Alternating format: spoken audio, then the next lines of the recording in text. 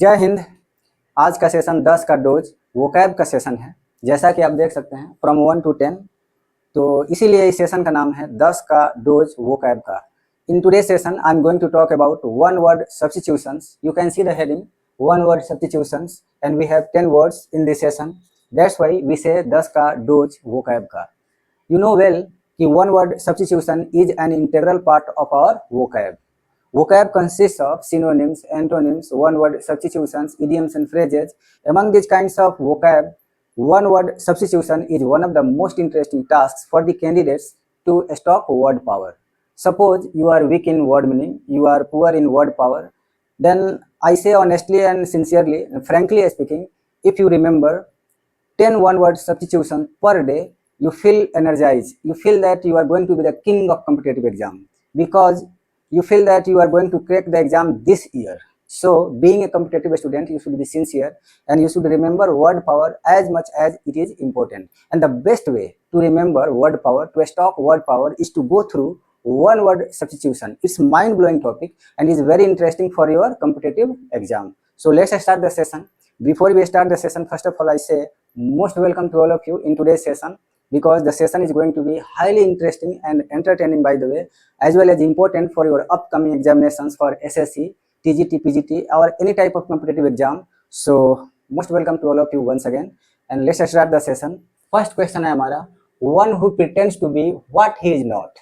ये कितना बार हमारे कॉम्पिटेटिव एग्जाम में आ चुका है, जरा इसको देखिएगा ध्यान से। One who pretends to be what he is not, इसको एक वर्ड में बोलना है। तो वन वर्ड सब्स्टिट्यूशन का मतलब होता है जो पूरे एक सेंटेंस को एक वर्ड में आंसर दे, उसे हम वन वर्ड सब्स्टिट्यूशन, यानी कि सब्स्टिट्यूट का मतलब छोटा कर देना, ठीक है। तो अनेक शब्द को एक शब्द में आंसर देने को हम लोग कहते हैं वन वर्ड सब्स्टिट्यूशन। तो ध्यान दीजिएगा, one who pretends to be what he is not, इसका मीनिंग समझते हैं। प्रिटेंस का मतलब होता है दिखावा करना। वह जो दिखावा करता है, जो वह एक्चुअल में नहीं है, उसको हम एक वर्ड में क्या कहेंगे? तो उसको एक वर्ड में कहेंगे हिपोक्रिट। HYPOCRITE, hypocrite. आप आई होप कि आपको दिख रहा होगा, HYPOCRIT, हिपोक्रिट। तो बहुत सारे लोग क्या होते हैं, दिखावा करते हैं कि हम ये हैं वो हैं। हम बहुत सारे कॉम्पिटेटिव स्टूडेंट ये हिपोक्रिट की तरह पूरा बवाल मचा देते हैं कि इस बार हम कॉम्पिटेटिव एग्जाम निकाल देंगे, हम ये कर देंगे, इस बार सिलेक्शन ले लेंगे, नौकरी हो जाएगी, ठीक है। ये सब कहने की बात है, लेकिन जो सिलेक्टेड होते हैं वो इतना मतलब हिपोक्रेट की तरह या प्रिटेंस नहीं करते, ठीक है। तो ये कहा जाता है ना कि मेहनत इतनी खामोशी से करो कि सफलता हल्ला मचा दे, ठीक है। तो आपको ध्यान रखना चाहिए कि एकदम खामोशी से मेहनत कीजिए, ठीक है। जब रिजल्ट आएगा तो दिखावा करने की कोई जरूरत नहीं है, तो मेरा रिजल्ट आ गया सब देखिए, ठीक है। तो ये रहा हमारा one who pretends to be what he is not, इसको क्या कहेंगे? हिपोक्रिट। आई होप कि आपको वन वर्ड सब्स्टिट्यूशन याद हो गया होगा, और आपके एग्जाम में अगर आ जाए फिर से कि one who pretends to be what he is not, तो आप 4 ऑप्शन में से हिपोक्रिट को आंसर मारेंगे। तो आइए सेकंड पे करते हैं। इसको कहते हैं पाखंडी, हिंदी में पाखंडी, ठीक है। शायद ऐसे लिखाता है, जो भी हो हिंदी अपना समझ लीजिएगा। तो पाखंडी उसको कहते हैं जो दिखावा करता है, भाजता बहुत है, शोर बहुत मचाता है, लेकिन एक्चुअल में जितना वो बोलता है उतना उसके पास दम नहीं है।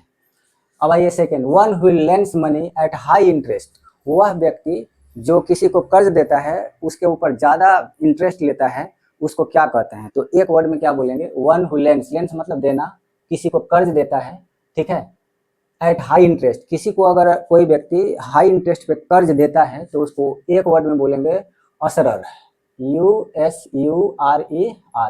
आई होप कि आपको याद हो गया होगा, कर्ज देने वाला है ये असरर, ठीक है। थर्ड नंबर पे आते हैं, one who is unable to pay one's debt, वह व्यक्ति जो किसी के कर्ज चुकाने में असमर्थ हो। बहुत बार क्या होता है कि आदमी कर्ज ले लेता है but he is not able to pay the debt, वो कर्ज नहीं चुका पाता है। तो वही है कि वन हु इज अनेबल मतलब योग्य नहीं है, टू पे वंस डेट, किसी का कर्ज नहीं चुका पाता है। तो पेपर में याद रखिएगा इसका 2 वन वर्ड सब्स्टिट्यूशन होता है।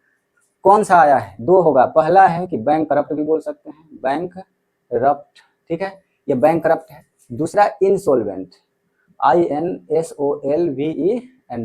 तो ये ध्यान दीजिएगा, आपके एग्जाम में कोई एक ऑप्शन में हो सकता है।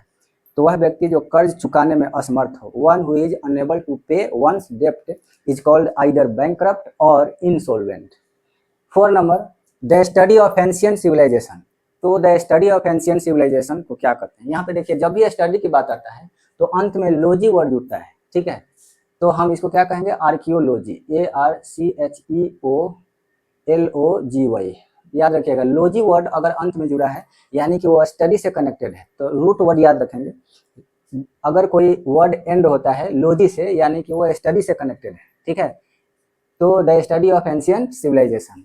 और उसी के नीचे यहाँ पे 5th पे देखिए, one who studies the ancient civilization. अब इसमें देखिए the study of ancient civilization था, यानी कि प्राचीन सभ्यता की स्टडी को क्या कहते हैं, कि जो पुराने चीज़ों को स्टडी, मतलब सभ्यता का स्टडी की पढ़ाई होती है उसको आर्कियोलॉजी कहते हैं। लेकिन कोई व्यक्ति जो एंशियंट सिविलाइजेशन को पढ़ता है, अध्ययन करता है, तब उसको अंत में क्या बोलेंगे, अगर व्यक्ति होगा तो लॉजिस्ट होंगे और यदि स्टडी होगा तो लॉजी होगा। तो यहाँ पे तो व्यक्ति को रेफर कर रहा है तो यहाँ आर्कियोलॉजिस्ट बना देंगे, ARCHEOLOGIST। आपको आई होप कि आपको समझ में आ गया होगा। लॉजिस्ट का मतलब कोई व्यक्ति को रेफर कर रहा है, जो व्यक्ति एंशियंट सिविलाइजेशन को स्टडी करता है तो व्यक्ति के लिए लॉजिस्ट अंत में लगाएंगे, और यदि व्यक्ति नहीं है लेकिन स्टडी की बात की जाती है तो उसके अंत में लॉजी लगाते हैं। तो आई होप कि ये आपको रूट वर्ड क्लियर हो गया होगा। फिर आते हैं 6 नंबर में, one who loves all Mankind. वह व्यक्ति जो हर मानव जाति को प्यार करता है, जैसे गांधी जी थे, तो he loves all mankinds without any distinction of caste, creed, religions, मतलब बिना इसके भेदभाव को वो सबको प्यार करते थे। तो one who loves all Mankind उसको क्या कहेंगे, फिलांथ्रोपिस्ट। इसमें भी फिलांथ्रोपिस्ट, ठीक है। IST जो लगाना है, व्यक्ति के लिए क्या लगेगा, IST। देखिए इसमें भी IST, इसमें भी IST जब कोई व्यक्ति होगा। Loss of memory. अब ये देखिए लॉस ऑफ मेमोरी, जब याददाश्त खत्म हो जाए। अब देखिए याददाश्त खत्म हो जाए, अभी अभी एक शायद मूवी आई थी सैयारा। सैयारा में जो एक हीरोइन है उसकी याददाश्त चला जाता है, मतलब मेमोरी खत्म हो जाता है। तो वैसे भी बहुत लोगों की मेमोरी कमजोर होता है। अब कॉम्पिटिटिव स्टूडेंट का ही एग्जाम्पल ले लीजिए, जो एग्जाम की तैयारी करते हैं, बहुत तीव्र गति से आगे के चैप्टर की पढ़ाई करते चले जाते हैं, मतलब याद करते चले जाते हैं, उतने ही तीव्र गति से पीछे के चैप्टर भूलते चले जाते हैं। ये भी एक लॉस ऑफ मेमोरी है। तो प्रेजेंस ऑफ माइंड का होना बहुत जरूरी है। आप मूवी देख करके किसी के मेमोरी पर हंस दे रहे हैं कि यार वो जो मूवी का हीरोइन है उसके लॉस ऑफ मेमोरी है। तो आजकल तो ये नया है, लॉस ऑफ मेमोरी सब में रहता है, लेकिन एक तरह की एक बहुत बड़ा बीमारी है। और वो जो सैयारा मूवी है उसमें जो हीरोइन है उसको लॉस ऑफ मेमोरी है।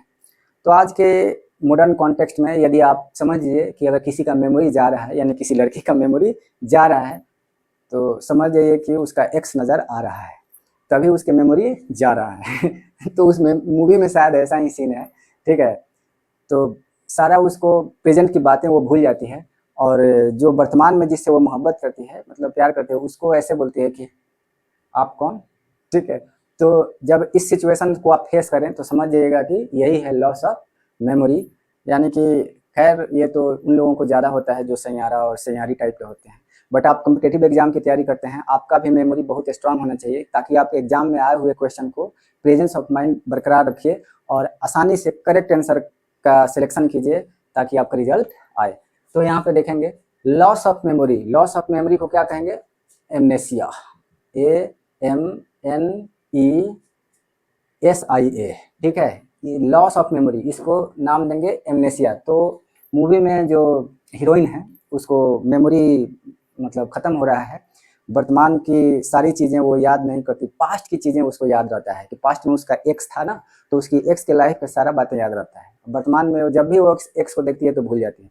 तो खैर थोड़ा बहुत या कम ज़्यादा एमनेसिया हर आदमी को होता है। अब कॉम्पिटिटिव एग्जाम की तैयारी स्टूडेंट करते हैं तो उनको भी लॉस ऑफ मेमोरी होता है। वो लोग भी आज की जो चैप्टर पढ़ते हैं उनको याद हो जाता है, लेकिन बीते हुए चैप्टर जो कल परसों या 10 दिन 5 दिन पहले पढ़े थे उसको वो भूल जाते हैं, या प्रेजेंस ऑफ माइंड उनके दिमाग में नहीं रहता है, तो वो भी एमनेसिया के शिकार हो जाते हैं। तो उनको भी लॉस ऑफ मेमोरी होता है। इसीलिए बट वो मूवी का चीज़ और स्टूडेंट की पढ़ाई दोनों अलग अलग चीज़ है, ज़मीन आसमान का अंतर है। यहाँ पे तो फिर भी कॉम्पिटिटिव एग्जाम का है, एक स्टूडेंट के लिए बहुत सारे चीज़ों को याद रखना एक चैलेंजिंग टास्क से कम नहीं है, ठीक है। तो एमनेसिया याद रखेंगे, लॉस ऑफ मेमोरी को कहेंगे एमनेसिया, जिनके याददाश्त कमजोर हो रहे हैं, ठीक है, याददाश्त कमजोर हो जाए। 8 नंबर पे आते हैं, one who has hobbies to collect the coins. वह व्यक्ति जिसको सिक्का कलेक्ट करने का हॉबी हो। किसी किसी को देखिएगा सिक्का कलेक्ट करने का खूब आदत रहता है, बहुत इंटरेस्ट रहता है, सिक्का कलेक्ट करता है। तो ये पेपर में आया है एसएससी के एग्जाम में, इसको कहते हैं नुमिस्मैटिस्ट, नुमिस्मैटिस्ट, ठीक है। तो numismatist means one who has hobbies to collect the coins. 9 number पे आते हैं, a person difficult to place. बहुत सारे लोग ऐसे होते हैं जिनको खुश करना बहुत क्या है, मुश्किल काम है। अब किसी को खुश करने के लिए आप बहुत तरह तरह की चीज़ें अरेंज करते हैं, ठीक है, पार्टी ऑर्गेनाइज करते हैं, या बहुत सारी चीज़ें आप सरप्राइज वे में करते हैं ताकि वो खुश हो जाए। लेकिन वो इस तरह का ढीठ आदमी होता है, जानबूझ के कहता है कि तुम चाहे कितना भी प्रोग्राम कर लो, ऑर्गेनाइजेशन कर लो, ठीक है, अरेंज कर लो, मैं खुश नहीं होऊंगा, मैं नहीं हंसूंगा। ऐसे इंसान को क्या कहेंगे, फास्टिडियस। इसको क्या कहेंगे, fastidious. A person difficult to please, fastidious, fastidious बहुत अच्छा वर्ड है। यहाँ पे दिख रहा होगा आपको फास्टिडियस, FASTIDIOUS, FASTIDIOUS होता है। यहाँ पे एक बार चेक कर लीजिएगा आप लोग मीनिंग क्या है, फास्टिडियस, शायद यूएस ही है, मुझे तो यूएस ही लगता है, फास्टिडियस, ठीक है। अब यूएस है या वो यूएस जो भी होगा आप एक बार चेक कर लेंगे। फास्टिडियस का मतलब जो डिफिकल्ट है किसी को प्लीज करने में। 10 नंबर पे आते हैं, a building in which aircraft are housed. ऐसा बिल्डिंग जिसमें एयरक्राफ्ट को रखा जाता है, तो उसको क्या कहेंगे, हैंगर, HANGAR, हैंगर मतलब जिसमें हम लोग हवाई जहाज यानी कि एयरक्राफ्ट को रखते हैं, प्लेस्ड करते हैं, ठीक है, ठीक है। A building in which aircraft are placed या हाउस्ड, इसको क्या कहेंगे, हैंगर। तो वन वर्ड सिचुएशन कितना इंटरेस्टिंग होता है, एक बार आप याद करेंगे आपको आसानी से याद हो जाएगा। तो आई होप कि you might have enjoyed the session. We shall meet again in the next session with this type of any interesting session. So thank you very much and best of luck. Jai Hind.